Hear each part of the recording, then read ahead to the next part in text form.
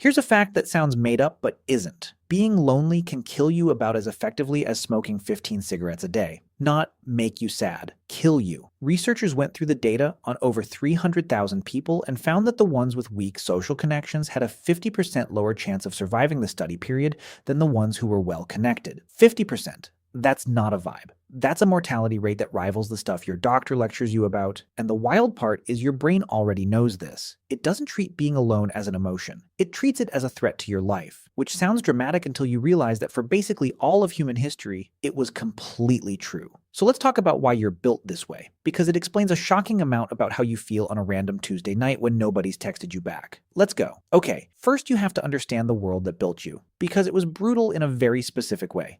For almost all of human history, a human alone was a dead human. Full stop. And I don't mean lonely and a bit miserable, I mean dead. Think about what one person actually can't do. One person can't bring down a large animal, one person can't gather food, watch for predators, and recover from a twisted ankle at the same time. One person can't stay awake all night, every night, guarding against the things in the dark that genuinely wanted to eat us. The moment you're solo in that world, you're on a countdown. But a group changes everything. Together, our ancestors took down animals many times their size. They took turns on watch so everyone could actually sleep. They shared food.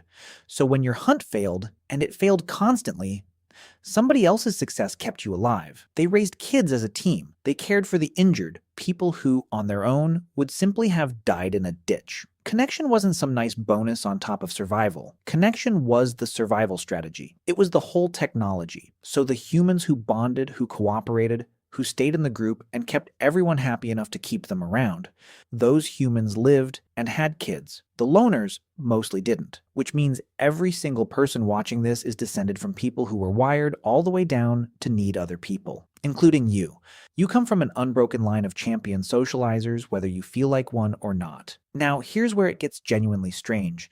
Your connection to other people might be the entire reason you have such a ridiculous brain in the first place. Back in the 1990s, an anthropologist named Robin Dunbar noticed something across the animal kingdom. The size of a species' brain, specifically the neocortex, the wrinkly outer thinking part, tracked almost perfectly with one thing. Not how good they were at finding food, not how big their territory was, the size of their social group. The bigger the group an animal lived in, the bigger its brain. And when you think about why, it's kind of hilarious. Tracking relationships is absurdly hard work. Who can you trust? Who owes you one? Who's secretly allied with who? Who's lying to your face right now? Keeping a running map of dozens of relationships, each one shifting all the time, takes a monstrous amount of processing power. Dunbar's conclusion was basically that we didn't grow these enormous brains to make better spear points or solve math. We grew them to handle each other. The most sophisticated object in the known universe, the human brain, is in large part a machine for managing your friends, your enemies, and the people who are somehow both.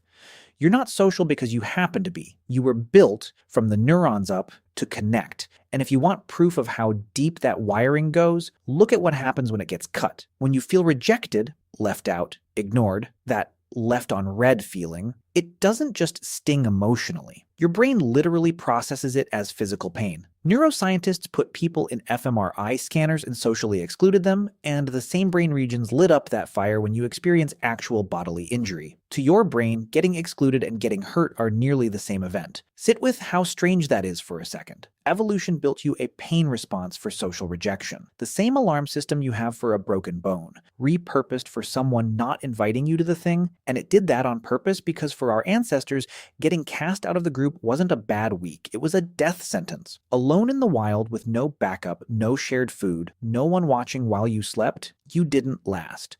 So evolution made rejection hurt, physically, so your ancestors would do anything to avoid it. That ache you feel when someone pulls away from you isn't weakness. It's a 200,000-year-old alarm screaming, "Get back to the group." But okay, fine. It mattered back then. Does it still matter now in a world where you can survive completely alone, get groceries dropped at your door, and go days without speaking to a single human face-to-face? Science actually answered this one, and the answer is almost annoyingly clear. There's a study out of Harvard called The Study of Adult Development, and it's one of the longest-running studies on human life ever done. For over 80 years, researchers followed the same people, tracking their health, their jobs, their relationships, their happiness, across their entire lives. Decades of data, They measured everything you could think of: money, fame, social class, IQ, cholesterol, genes. And after 80 years of watching human beings live and age and die, the single strongest predictor of a long, happy, healthy life wasn't wealth. It wasn't success. It wasn't being smart. It was the quality of your relationships. The people who stayed warmly connected to others lived longer, stayed sharper, and were happier decade after decade after decade. Connection didn't just keep our ancestors alive in the wild, it's still, right now, the most powerful force for a good life that science has ever actually measured. 80 years of research to land on something your grandmother could have told you for free. But now we've got the receipts. So here's the problem. You evolved to need deep connection, and then your species went and built a world that quietly strips it away. We live alone more than any humans in history. We swapped face-to-face contact for screens, community for convenience. You can genuinely go a whole day without one real conversation and barely notice. But your ancient brain notices. The one tuned for the fire and the group and the tribe, it registers the absence and it sounds the alarm. We just call it different things now. Loneliness, anxiety, that low, vague sense that something's missing that you can't quite name. We treat it like a personal failing. It isn't. It's a signal. The exact same signal your ancestors felt when they drifted too far from the group and some part of them said, go back. The discomfort isn't a glitch in you. It's your biology doing precisely what it was built to do, pointing you back toward the thing you were always meant to have, each other. So why can't humans survive alone? Because we were never meant to. For 300,000 years, we lived and died by our bonds to each other, and that wiring didn't go anywhere. It's still in you. In the ache of a lonely night, in the sting of being left out, in that stupid, enormous warmth you feel when someone really gets you. If you've been feeling disconnected lately, that feeling isn't a weakness in you. It's an ancient compass, and it's pointing home. So call the friend you keep meaning to call. Sit with the people you love, and actually be there. Because the most powerful thing science has ever found for a long and happy life isn't a pill or a diet or a pile of money.